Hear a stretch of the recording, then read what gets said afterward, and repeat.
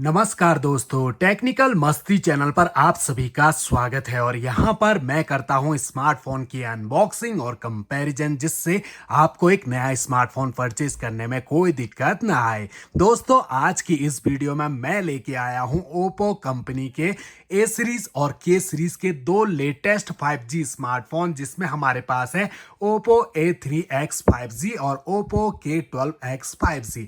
तो इन दोनों की अनबॉक्सिंग और कंपैरिजन करेंगे एक साथ और देखेंगे कौन सा स्मार्टफोन आपके लिए रहेगा सबसे बेस्ट। तो सबसे पहले हम बॉक्स पैकिंग से शुरुआत करते हैं। तो दोनों स्मार्टफोन के बॉक्स बिल्कुल एक जैसे आपको दिखेंगे, जहां ब्लैक फॉन्ट में सारी डिटेल्स को मेंशन किया हुआ है। मोबाइल का डिजाइन बॉक्स पर कहीं भी नजर नहीं आता है। इस साइड को देखें तो कुछ हाईलाइट फीचर्स मेंशन है दोस्तों, इन्हें तो मैं वीडियो में आपको आगे बताता रहूंगा।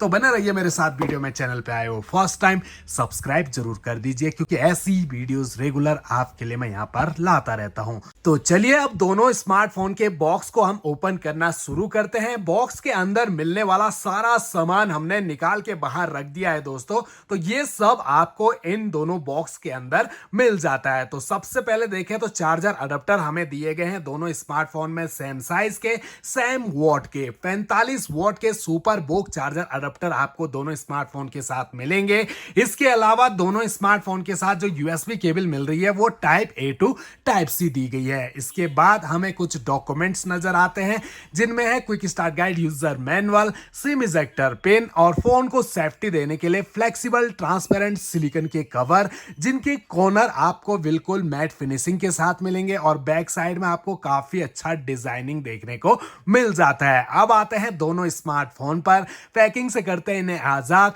दोनों ही स्मार्टफोन पंच होल डिस्प्ले के साथ आ रहे हैं और दोनों पर प्री अप्लाइड स्क्रैच गार्ड भी लगा हुआ है। दोनों स्मार्टफोन की जो पावर है हमने एक साथ ऑन करी थी। यहां पर ओप्पो K12X थोड़ा फास्ट ऑन हो गया है। अब दोनों स्मार्टफोन के बैक साइड का लुक देखिए। Plastic polycarbonate body, glossy finishing के साथ बिल्कुल फ्लैट बैक पैनल दोनों स्मार्टफोन के आपको देखने को मिलेंगे, लेकिन डिजाइनिंग अलग अलग टाइप की आपको देखने को मिलेगी। यहां आपको A3X में नॉर्मल सी फिनिशिंग देखने को मिलती है, फिंगरप्रिंट बिल्कुल भी नहीं आते इसके बैक पैनल में ग्लोसी फिनिशिंग होने के बावजूद। वहीं ओप्पो K12X में आपको काफी अच्छे पैटर्न में डिजाइन नजर आ रहे होंगे, लाइट के रिफ्लेक्शन में देख सकते हैं। और यहां भी आपको कोई फिंगरप्रिंट नजर नहीं आएंगे। यहां हल्की सी मैट फिनिशिंग टाइप की है, जबकि ग्लोसी फिनिशिंग ओप्पो A3X पर आपको देखने को मिलेगी।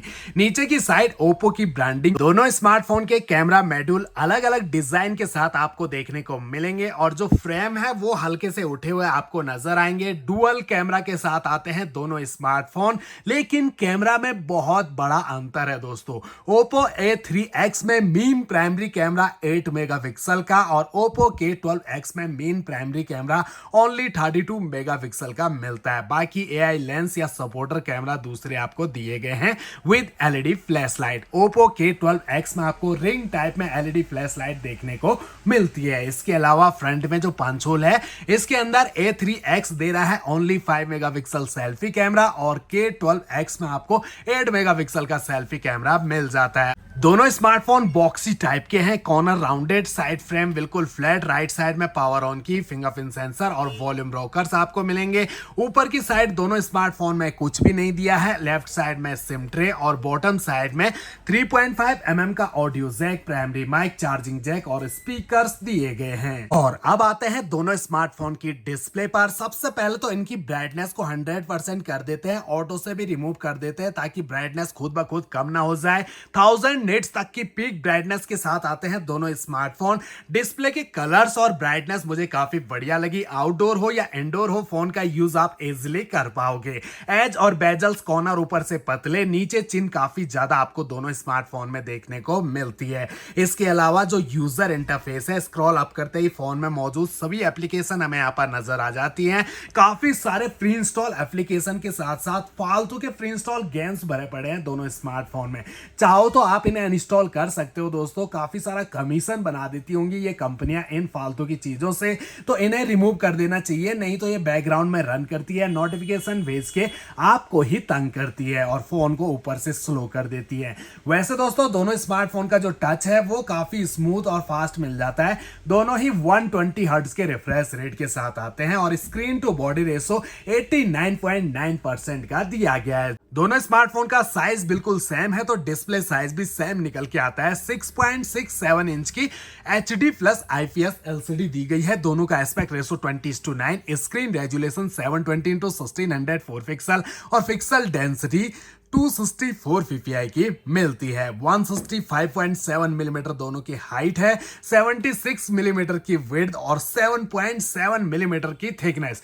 काफी स्लिम है ये दोनों स्मार्टफोन और वेट में भी कोई अंतर फील नहीं हो रहा। 187 ग्राम का है A3X और 186 ग्राम का है K12X, जबकि दोनों स्मार्टफोन के अंदर 5100 mAh की बैटरी लगी हुई है। और अब दोनों स्मार्टफोन की सेटिंग को हम एक साथ ओपन करें तो अंदर जो सेटिंग का इंटरफेस है वो दोनों स्मार्टफोन का एक सा आपको नजर आएगा, कुछ भी अंतर नहीं है। अबाउट फोन सेक्शन नीचे की साइड दिख रहा है, इसे ओपन करें तो दोनों ही स्मार्टफोन में कलर OS वर्जन 14.0 दिया गया है। डिवाइस नेम मॉडल नेम को मेंशन किया है।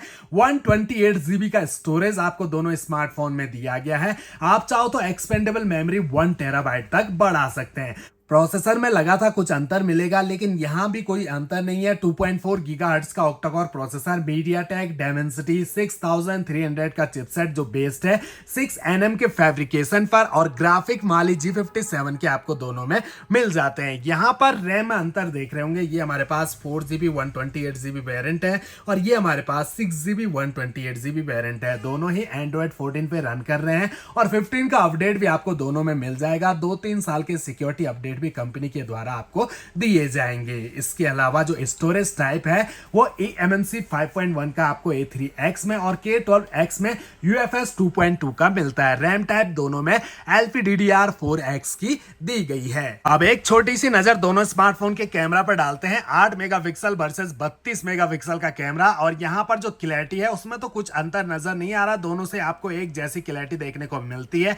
एक फोटो कैप्चर कर लेते हैं। अब इन दोनों फोटो को आप करीब से देखिए, थोड़ी सी बेटर क्वालिटी Oppo K12X के कैमरा से आपको देखने को मिलेगी A3X के मुकाबले। बाकी ज्यादा कोई अंतर दोनों कैमरा में आपको नजर नहीं आएगा। अगर आप वीडियो शूट करते हो तो दोनों स्मार्टफोन से फुल HD और SD में वीडियो शूट कर पाओगे, लेकिन आपको यहाँ पर Oppo K12X में 60 FPS का सपोर्ट मिल जाता है, जो कि आपको A3X में नहीं मिलता है। फ्रंट कैमरा में भी अंतर है, 8 मेगापिक्सल और 5 मेगापिक्सल का है।